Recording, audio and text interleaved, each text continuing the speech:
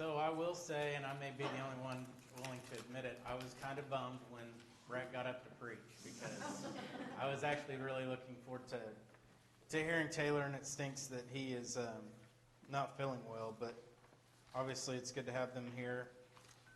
I told Jeremiah, we're on lesson 5 in our book, Finding Israel's Historical Roots in the Psalms.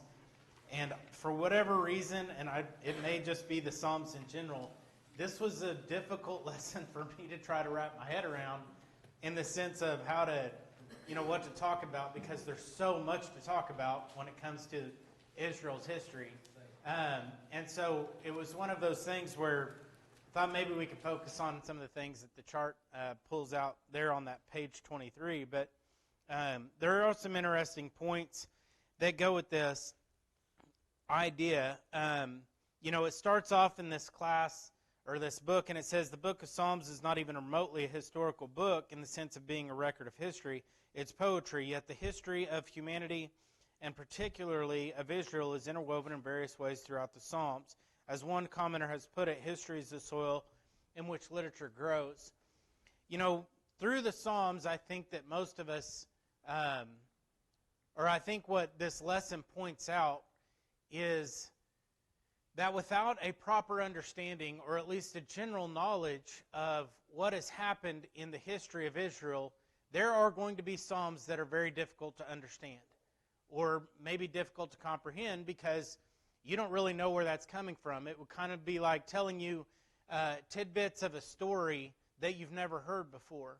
And so it goes back and it uses those. And the reason that it does is because we know the reaction, both of God, of Israel, of us, when we read those stories of what people were going through. And so therefore it would make the psalm make more sense.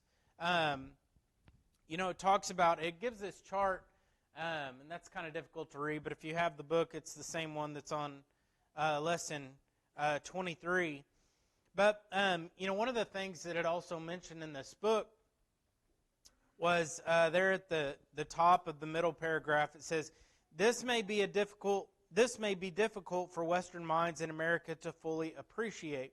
While we know that religion helped shape American history from the beginning, religion and history are not here as inextricably intertwined as it was in Israel. I know that we often talk about our founding fathers and how they were, great men of faith and these types of things. I think that religion was a bigger part during those times. But when we look at the history of America, it is nothing like the history of Israel and what they went through. And a lot of it is because they were God's chosen people. There are people that think that Americans are God's chosen people, and I don't think that that's necessarily true. I think Christians are now, but when it comes to the history of Israel, that is something that they depended on significantly because, we see that even Jesus in his ministry was constantly talking to the Pharisees about their heritage. Heritage was everything to them, them being sons of Abraham. They relied on that more than just about anything, and Jesus told them at that point, God could raise up these stones to be sons of Abraham. But anyway, so throughout the Psalms, it has references to certain things. The first one is the creation. In Psalm 104, in verses 1 through 4, the main part of that says that, Bless the Lord, O my soul, Lord my God, you are very great. You are clothed with honor and majesty, who cover yourself with light with a garment, who stretch out the heavens like a curtain. And then it goes on. The first question that is in our book says, how does the history of creation in Genesis teach us about God? So as much as we talk about Psalms, these Psalms reference key points in history that happened to the Israelites, and so I think we'll maybe focus on those. So how does history of creation in Genesis teach us about God? Anyone? Okay, it's the beginning. Of everything. Okay. So it's our introduction to God. I mean, if you were to just start reading it, who's God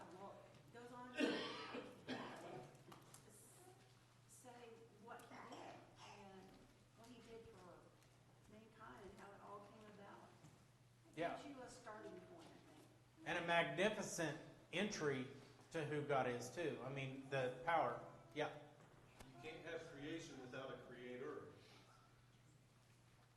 Yeah, absolutely. It shows us His power. Anybody else?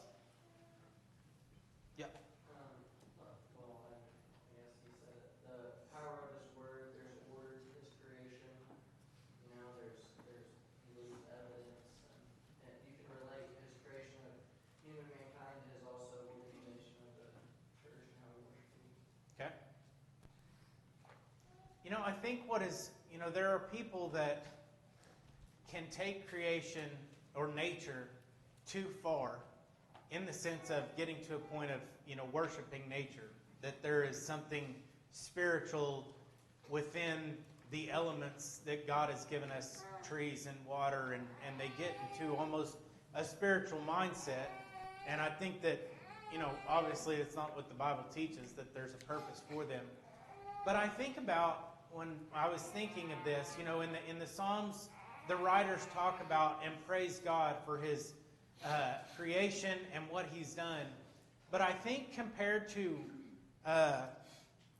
many of the things that we see here, in fact, everything else on that list, the flood, covenant with Abraham, the trips to Egypt, creation is the one thing that we can still see today that has endured the test of time. And not to say that we see it created, but we see the product of that. And when you really, and I think that all of us probably at different times in our life maybe have learned about something, whether it be in a science class or just reading on the internet or research that you've done yourself, that there are things about the human body or just about nature in general that are so crazy, I don't know how else to put it, that are just so unbelievably intricate that, it kind of, you get to the point where you know that God had to have created it. Someone had to have created it, and then we see, obviously, that it was God. And it goes back to Matt's point, you can't have a creation without a creator. But this introduction that we have in Genesis, and it's something that we teach in our Bible classes, from a very early age, introduces us to the great power of God. And how even at that time, He could foresee how nature was going to work. And we live in a magnificent world that is filled with beauty, and God gives us those things so that we can recognize Him. People that are obsessed with the mountains, obsessed with the ocean, in those moments, whether it be sunsets or just the great, I don't even know the word, the power of those things, we see the hand of God, that they were nothing for Him to create. He spoke them into existence. And so when we see things like this, I see these videos sometimes, and maybe you've seen them about the North Sea and how powerful it is, and these shipping vessels that are being tossed around and all of this stuff. And it was nothing. God created those things by speaking them into existence. And I think that it shows a great deal of who God is. The next thing it talks about is the flood. In Psalm 29:10 it says, "The Lord sat enthroned at the flood, and the Lord sits as king forever." If you didn't know anything about the flood, that might be kind of confusing to you. But we know that, obviously, that God had destroyed the world because the thoughts of the people were evil continuously, I think, or something along those lines. I always think about the flood because I think as bad as the world gets and that we live in, it was worse then. Because there were 8 souls that were saved, or not 8, 8, Noah, his children, and their spouses. But we think that it's gotten bad now, and it has, and I don't think there's any denying it. The thoughts of the people were evil continuously in that time, that God was so upset that He had created man that He was going to destroy them all. And it's a sad thing to think about God and the sadness that He had for His creation defying Him in that way. and to be evil. But we know the story of Noah and how God had delivered Noah and his family. The next one is the covenant with Abraham. In Psalm 105 and verse 9 it says, "The covenant which he made with Abraham and his oath to Isaac, and confirmed it to Jacob for a statute, to Israel as an everlasting covenant, saying, To you I will give you the land of Canaan as the allotment of your inheritance, when they were few in number, indeed very few, and strangers in it."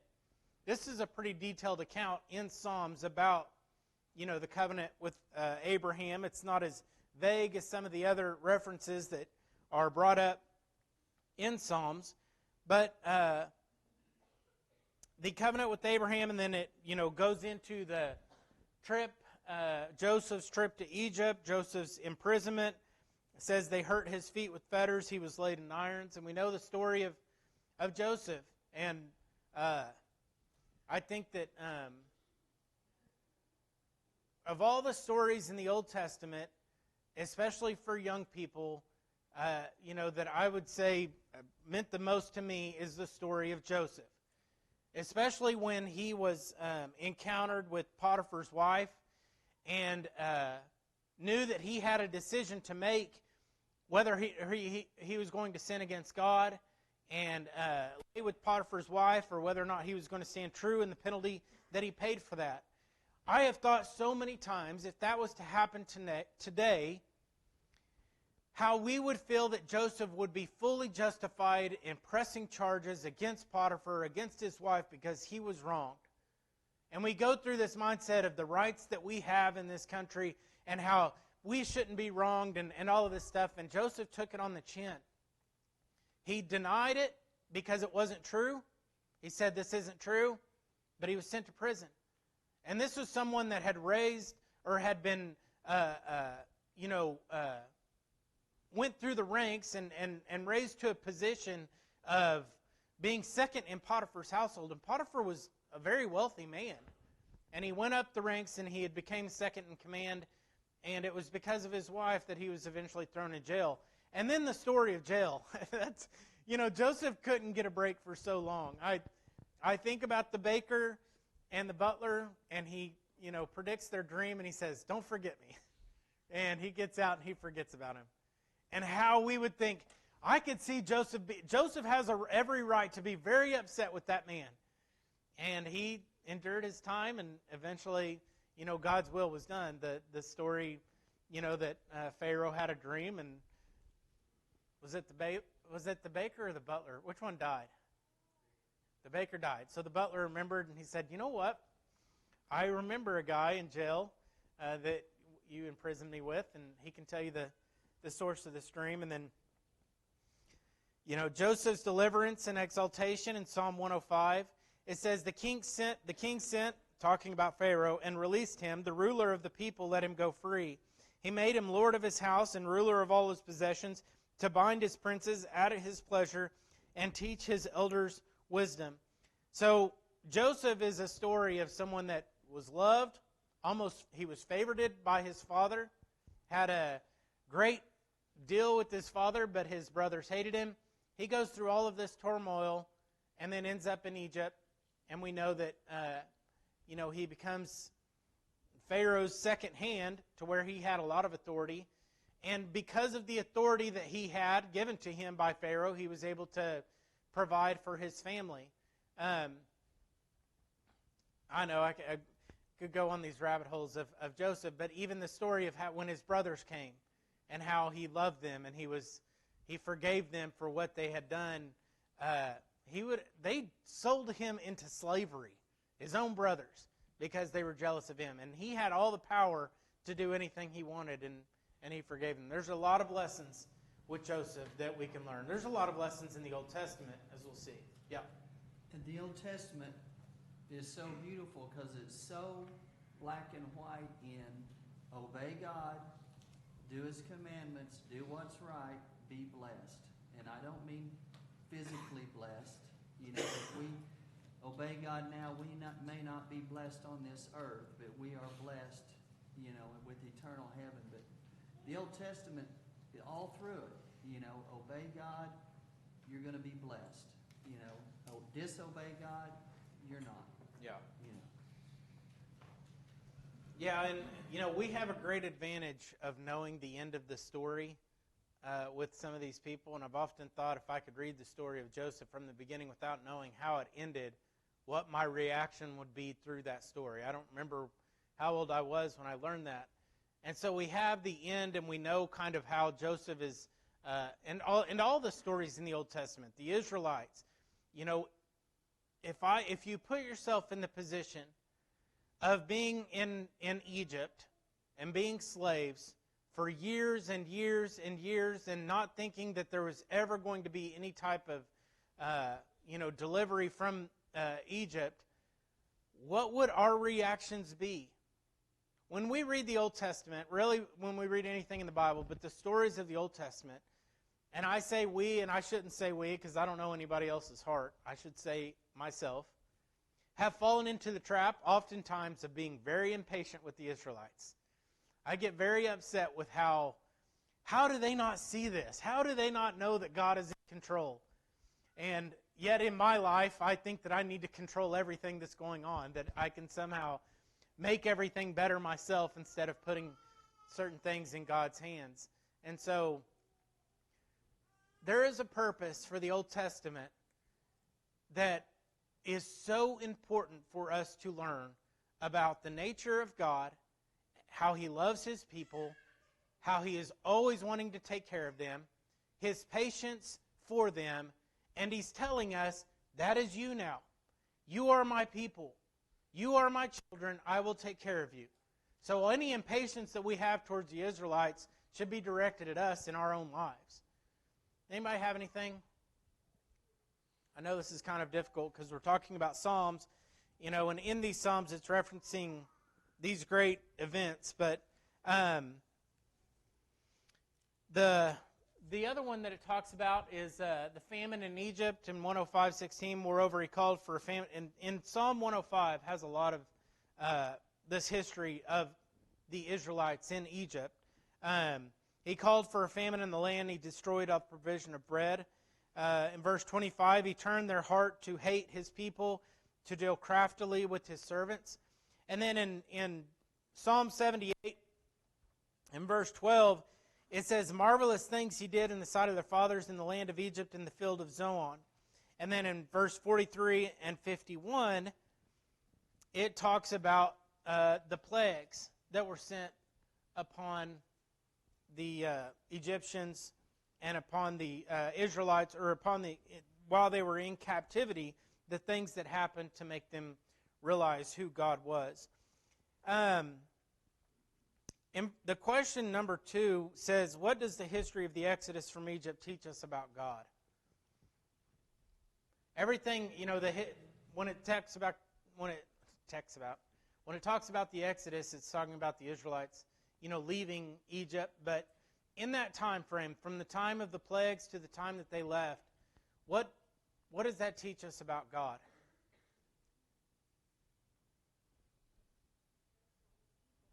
Okay. He's merciful. Okay. Patient. Yeah. Say he's, made a plan for of grace. Now, it wasn't a provision under the law of Moses, but it became in the New Testament what we see back at that time when he makes a plan for his people, a plan for deliverance. He comes through for them. Okay. Randy? Shows that he's in control and just how powerful he can be to make his will happen. Yeah. I think all of those. You have 600,000 men and then however many wives and children, that they would have had with them at that time in captivity. And the Egyptians were far more powerful, had all the, I guess you could say, the ammunition to keep them in check. I mean, they were slaves. They were in captivity. And God delivered them. And the way that He did that was that they literally walked out of there. It wasn't through a war. It wasn't through a battle. I mean, we see in the Old Testament all of the wars and battles that the Israelites, faced when they were conquering or going into the Promised Land.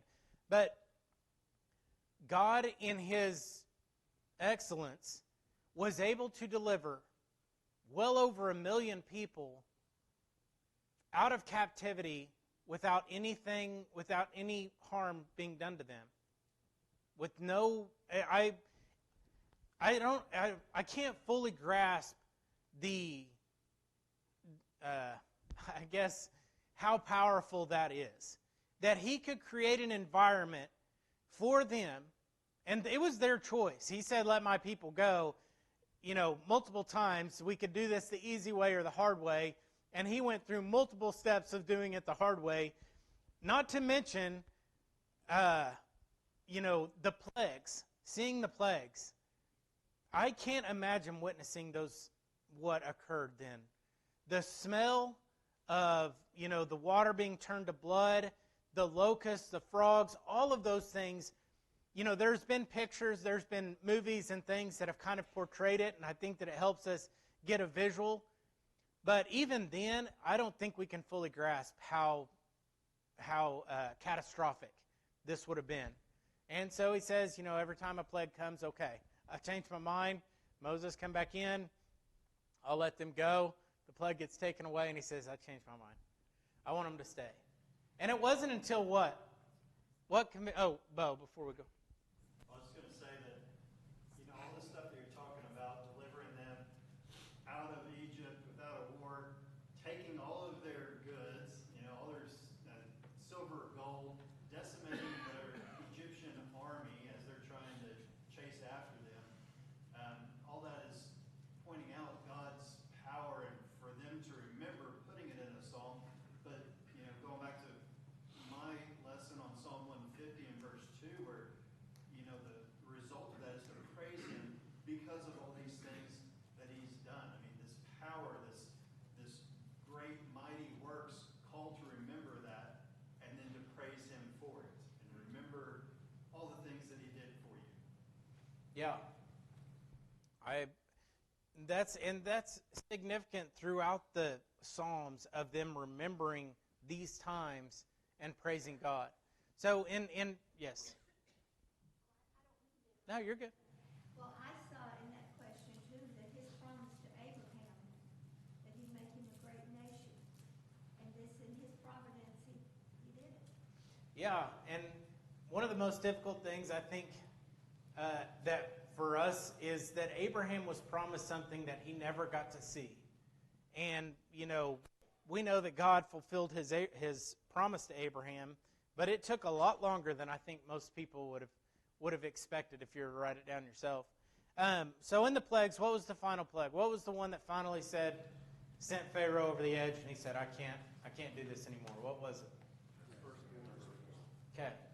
Also known as, or what is it remembered as? The Passover. And this was obviously a very significant event in the lives of the Israelites.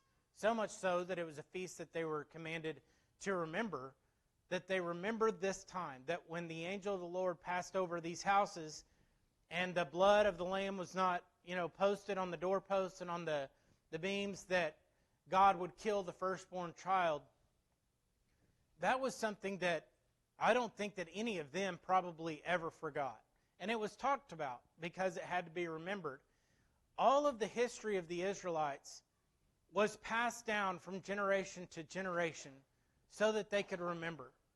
And it's why these Psalms are written about this great power of God and how He delivered His people. Bo referenced that, they get out of Egypt, they think they're scot-free, they come upon the Red Sea, and what happens there? It's pretty simple. I don't need to ask that question. Okay, they walk across it. God parts the waves. And it talks about that in Psalm 78, verse 13. It says, He divided the sea and caused them to pass through, and He made the water stand up like a heap. In verse 13, it says of Psalm 136, it says, To Him who divided the Red Sea in two, for His mercy endures forever. and made Israel pass through the midst of it, for his mercy endures forever. But overthrew Pharaoh and his army in the Red Sea, for his mercy endures forever. To him who led his people through the wilderness, for his mercy endures forever. To him who struck down great kings, for his mercy endures forever, and slew famous kings, for his mercy endures forever. Sihon, king of the Amorites, for his mercy endures forever, and Og, king of Bashan, for his mercy endures forever. And gave their land as a heritage, for his mercy endures forever, a heritage to Israel, his servant. So what do you think the key point of that psalm is? We talk about repetition oftentimes in, the Bible, in the New Testament, when, Paul says things like, rejoice. Again, I say rejoice. And times in which Jesus emphasized things. In this psalm, what do you think that it's trying to say? His mercy endures forever. He is trying to say over and over again in this psalm that throughout all of these events, that God is merciful to his people. Because, one of the most, impatient that I can get with the Israelites is when they're in the wilderness and they're murmuring to God. And they ask to go back into captivity. I think of that and I think, why in the world would you want to go back to being slaves? And what was their reasoning? Be treated and fed and all that back there, then come out here and either get killed or starved. Yeah. They were delivered from captivity, but they were murmuring because they were uncomfortable and hungry, and they would rather go back and to be slaves and be fed. At least they had food then. It shows, the nature of man, that in the moment, they don't fully understand what they've been given. And that happens to us at times. Whether it's a job that we have or blessings that we have in our lives, that it's often in retrospect that we realize, I should have appreciated that then. And but in all of these things, I think the Israelites, so what did God do? They murmured. He talked to Moses. And what did he do in this? What did he give them? Manna from heaven. And then they got tired of manna, and then what did he provide? Quail. So throughout this, God is constantly showing his love for his people. That through all the ways that they can defy him and go against him and be angry at him, for reasons that God in himself would say, why are you getting upset? I'm delivering you and taking you to the promised land. And they are complaining against God. So, the question says, also, can you think of any ways in which the Exodus is a model or lesson for us today? Yep. Praise more and complain less. Needs to be a bumper sticker. Sherry? For me personally, in the face of hopelessness, what I consider hopelessness, my job is to remain firm and committed to hope that God will deliver me.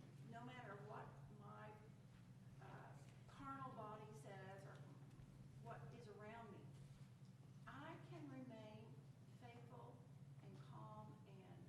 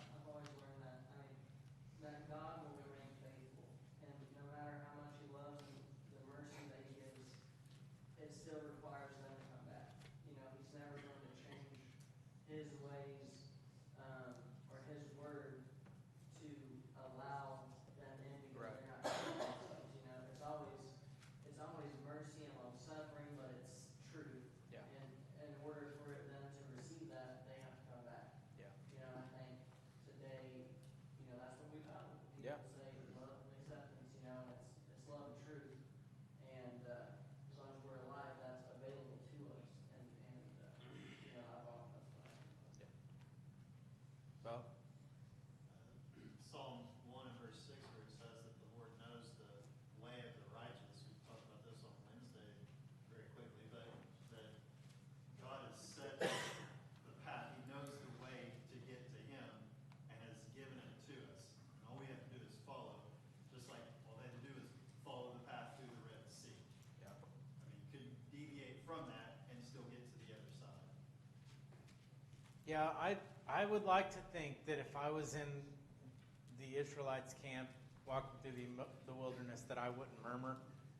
I think if I'm realistic with myself, I can see myself falling into that trap. And the reason is because I do it today.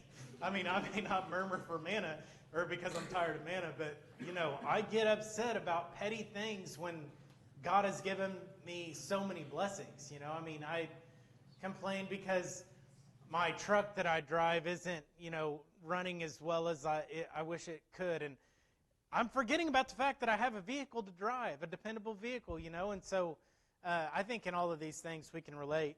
It says, you know, they go from being rescued from Egypt into the wilderness and across the Red Sea, which was a significant point in the history of the Israelites.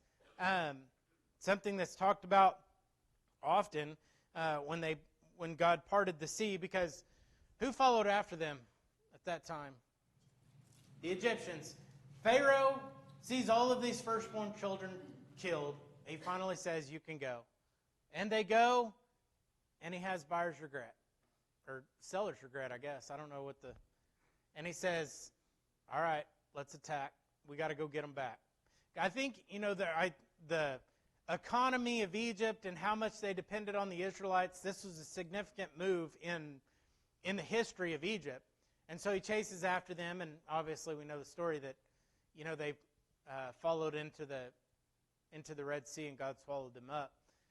I can't imagine, most of us probably has seen pictures or tried to picture what it would be like to walk through a sea like that, to see the walls, you know, of water, to walk on dry land, and then how scared they would be that the Egyptians were coming after them, and God delivered them once again. I think you could say, I would say if there's a theme of the history of Israelites, it would be once again, God delivers them.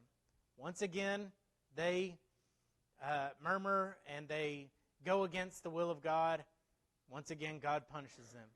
Once again, they come back. You know, this history, this cycle, and it shows the cycle of what we do in our lives, that we fall away and that it is our job to repent and that God welcomes us back when we repent and we're forgiven of those sins.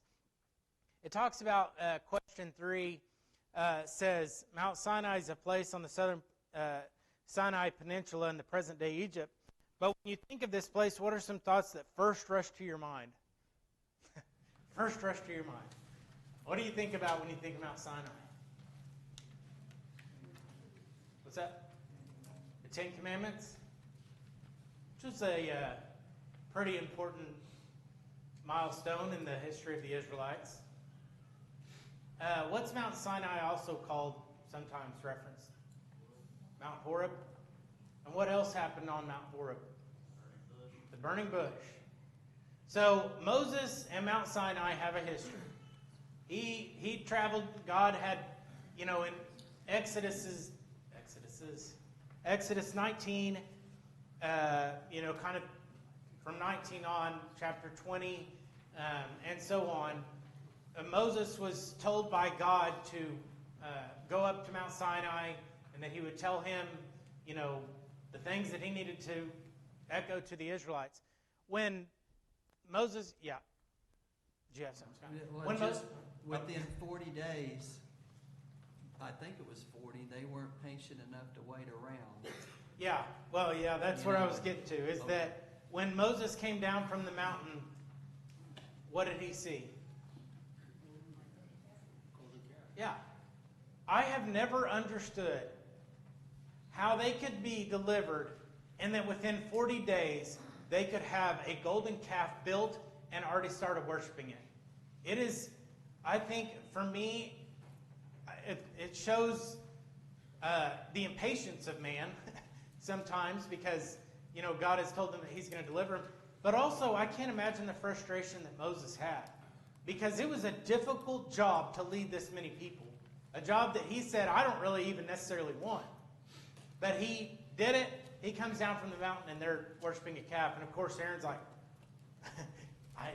the people did this. I had it was kind of like Pilate. I'm washing my hands of this. I had nothing to do with it. And he had a great deal to do with it. This is going, I told Jeremiah that if I ran out of stuff to say, that we would sing those songs that were listed on the first page of our lesson. And I said we'd sing all 3 verses and get through them. But I don't think that that's going to be an issue because we haven't even got to a wilderness. But in the wilderness, the question is, list 6 things that occurred in the wilderness wandering of Israel. Having done this, now list anything spiritual that you seem to be a parallel. I think that, not to say that there aren't significant things that happen in the wilderness, but it made me think the way that this question was worded. Now, list anything spiritual that that may seem to you to be a parallel. I think that it is dangerous for us to try to find every single item written about in the Bible and make a parallel to it in our own lives. There are things that are just given to us in history. The list of kings, and we think, oh, the list of kings are written so that we also have list of the elders, or there's not everything was written so that we can parallel it. There are a great number of things that we can use and that are great points. So what are those things? When you think about the wilderness and what they wandered through, there's one point that I think of in particular, so I don't know if you'll say it, but what are some of the points? Yes. When the Israelites were being bitten by the serpents, and they were told to go look at the statue of the serpent to be healed, and parallel that to when Jesus was talking to Nicodemus about, John 3:16, or whosoever believes in him will be saved. It's like, well, it was belief that moved to obedience that allowed them to be saved. Yeah, and that's the example that I was thinking of, because I think we often use it. All the people that were bitten by the snake were told, go look upon this bronze serpent. And there wasn't anybody, I think, that could look at that story and say, I really feel like they would have been saved if they just believed that bronze serpent was there. If they would have acknowledged that it was there, they would have been justified. They would have been saved. They had an opportunity to be saved, but they had to do something about it. And they had to go and look at it. And, that's the example I always think of. What else? Anyone? Brett? That God will provide, even in the face of what looks like the most unlikely place that you could survive. If it would have been up to them, they would have all died out there. Mm-hmm. And sometimes we need to go through our wilderness to understand how powerfully God provides, because it's faith building. And they were about to go in a military campaign to take over strongly fortified country. They needed to know that God was the power. He was the one who provided. To piggyback on that, we even see their leader fail, right? He failed and couldn't go into the promised land, and just like that, we cannot put our faith in man. We have to put our faith in God. Yeah. I always think, too, of what both of them said, God will provide through obedience. I mean, they had to, before that, mark their doorpost. Like God didn't know who was in each house, but they had to go out and mark the doorpost. And that was, a testament of whether they were going to obey what was supposed to happen, what they were supposed to do. Yeah. Do you have something, Renee? I was just gonna say, there's so many different parallels between the Israelites wandering and our wandering until we get to heaven. In Bible class right now, we're talking about the promises of God and the already and the not yet. And they already received some of these promises, but they don't see Canaan yet. They haven't been there, but they're trusting Him, just like we're trusting God for heaven. But so much about just leaning on the Lord and letting Him trust Him. Yeah, and I think that, the main point that kind of what Brett said. Through all of this, God provided for them. These people, many of them did not get to see the promised land themselves, but God provided for them and for the people. And then, I only have one class, so this isn't stay tuned and we'll do the next one. But whoever's teaching the next class will be lesson 6 on Sunday. Thank you.